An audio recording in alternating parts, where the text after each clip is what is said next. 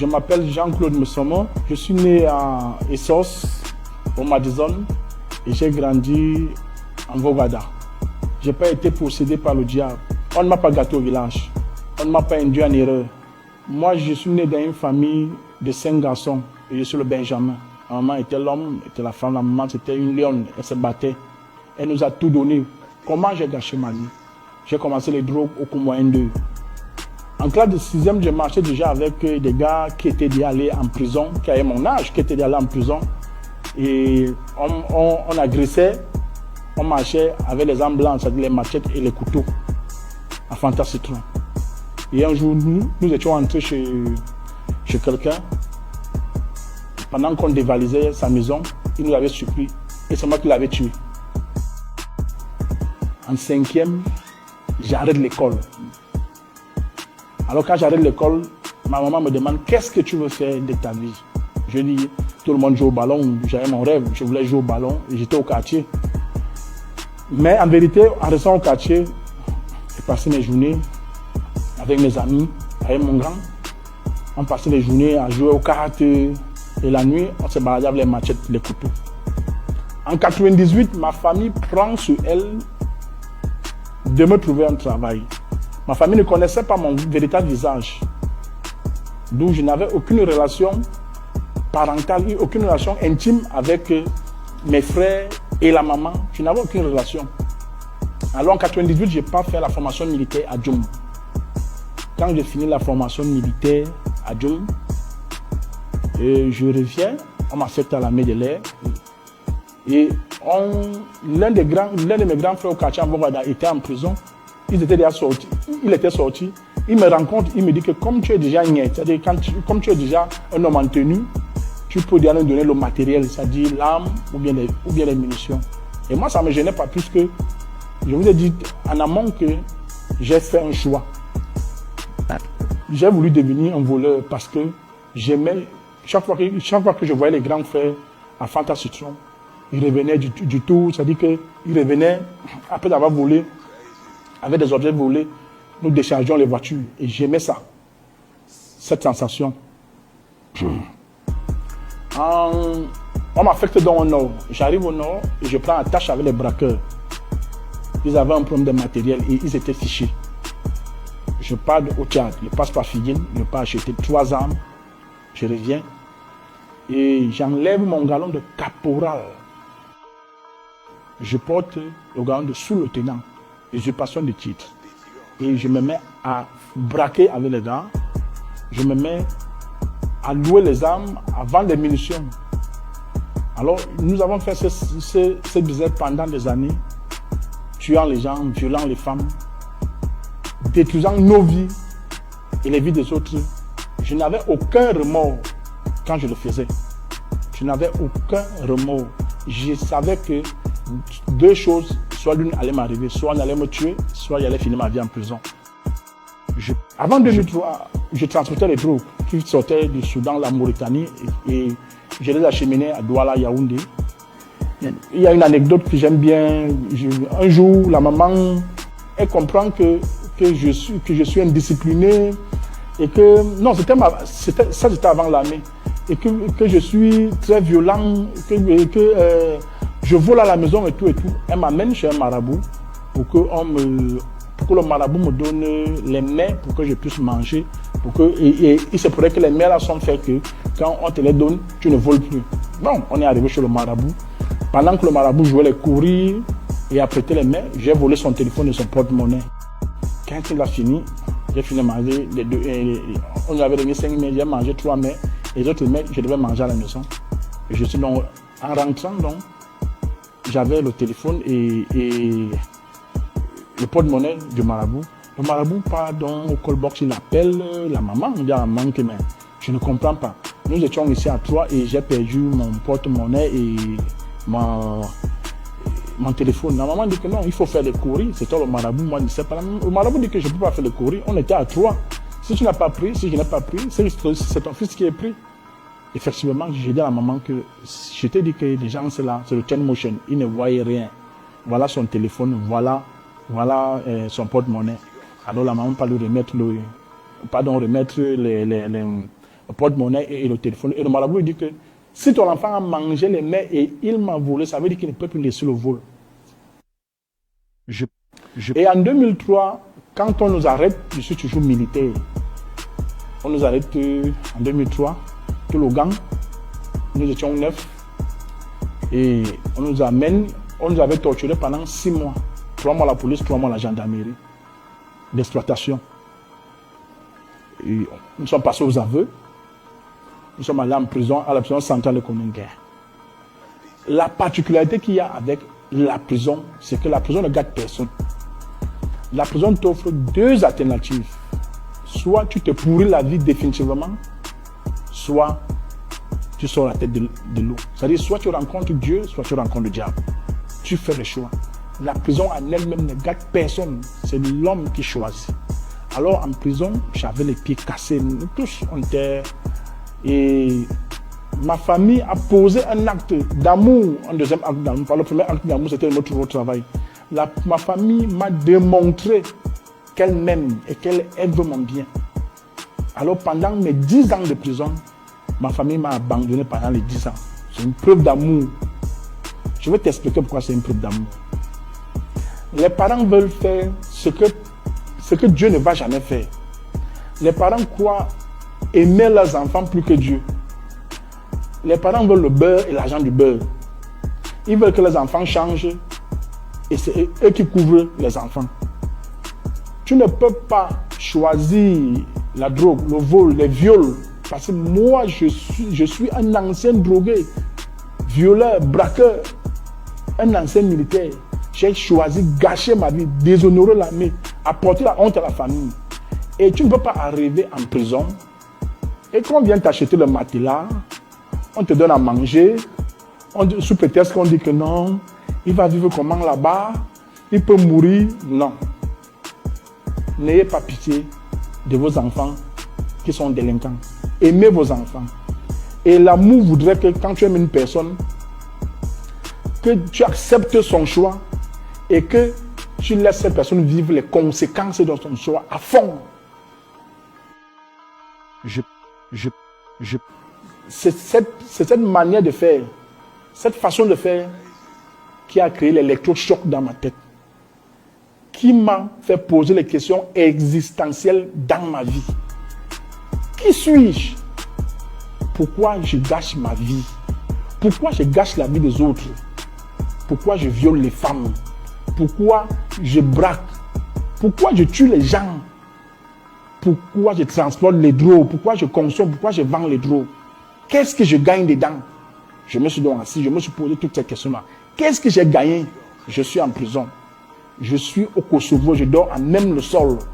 Je n'ai personne autour de moi. Quand je parle de Kosovo, le Kosovo c'est le quartier 8. Le quartier 8 et le quartier 9. Ce sont les quartiers populaires où il y a une surpopulation.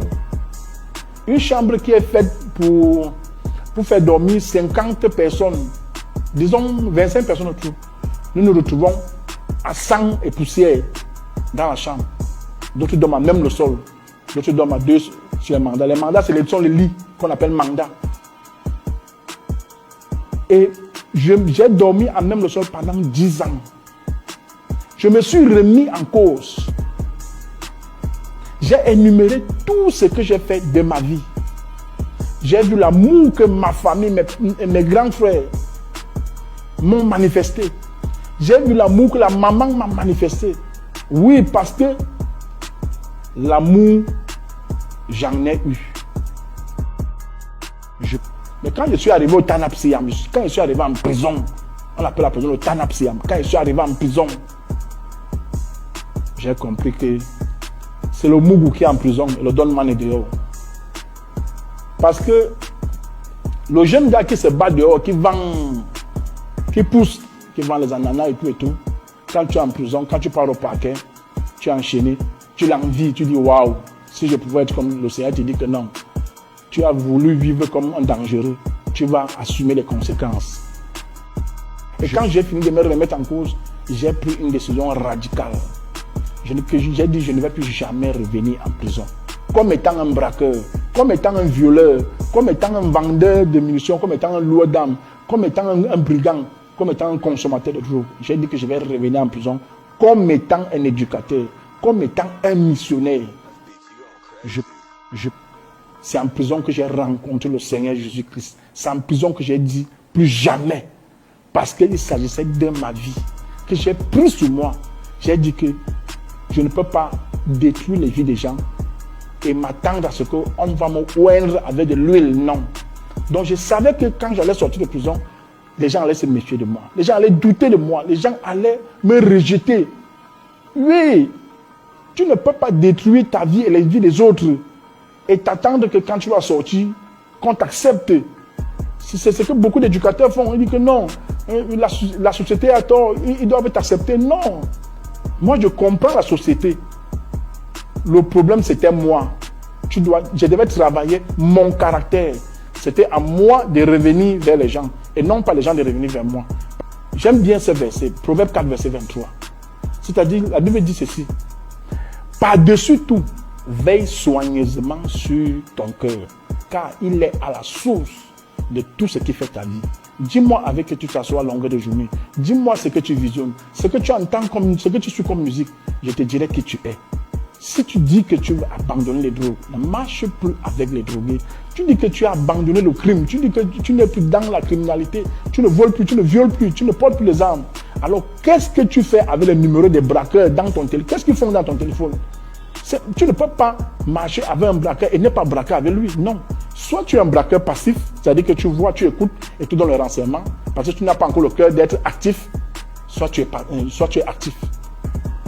Et moi, j'ai eu cette grâce particulière. Quand je suis sorti de prison, j'ai eu des aînés. Ces aînés, ils ne m'ont jamais donné du lait. Ils m'ont dit tout ça. Tout dépend de toi. Ils m'ont dit tout ça. Tout dépend de toi. Tu as des talents. Tout dépend de toi. Si tu veux retourner en prison, tu vas retourner en prison seul. Ah, mais si tu veux reprendre une vie normale, nous sommes là pour t'aider. Et ces gens m'ont manifesté l'amour. Sans compter les serviteurs de Dieu. Ces gens m'ont manifesté l'amour. Je suis sorti de prison en 2013. Je suis venu à Douala.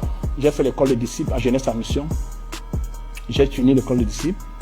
Et j'ai créé une association spécialisée dans la lutte anti-drogue qui s'appelle ACD. ACD, c'est Action contre les drogues. ACD fait dans la prévention, dans la lutte anti-drogue en milieu scolaire et en milieu communautaire et le suivi psychosocial des victimes de drogue. Les parents ne peuvent pas identifier les drogues. Moi, je parle maintenant en tant qu'un ancien dealer, un ancien consommateur. Alors, les parents ne peuvent pas identifier les typologies de drogue. Un parent peut voir un comprimé posé, il ne sait pas que le comprimé, si ça s'appelle ceci, ça a quel effet, ça a tel effet, tel effet. Alors, j'ai pris sur moi de dire que je vais aider un parent. Je vais aider un jeune qui veut sortir, qui est sincère, qui veut sortir des drogues. Il y a un monsieur à côté qu'on appelle le dealer, c'est un psychologue. Il sait que ton enfant manque d'amour, ton enfant manque d'écoute, ton enfant manque de patience, ton enfant manque d'estime de soi. C'est toi qui passes le temps à lancer les paroles à ton enfant. Est-ce que tu es sûr que c'est moi, ton parent, ton père, c'est moi ta mère? L'usager de drogue, c'est quelqu'un pour qui il ne faut pas avoir pitié. Parce que si tu as pitié d'un drogué, il va te manipuler. L'usager de drogue a besoin d'amour, a besoin d'écoute, de patience, de dialogue, d'attention, d'estime de soi, de motivation. Parce qu'abandonner les drogues, ce n'est pas facile.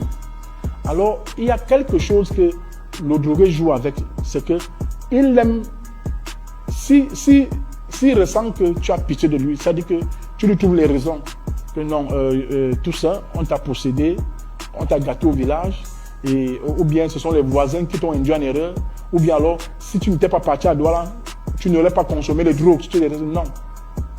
Il faut responsabiliser le drogué.